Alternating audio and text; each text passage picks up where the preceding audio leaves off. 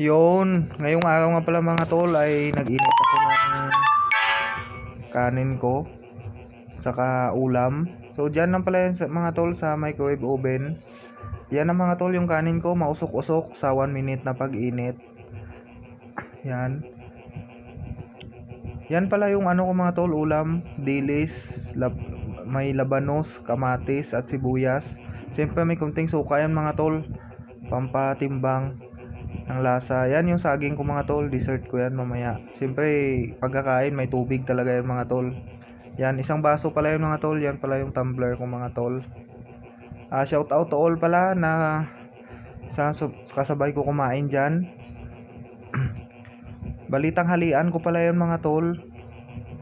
Shout out din dyan sa Ganjus Team, BGC Tops, kay YC Blando, Sierra and Python. Thank you for watching.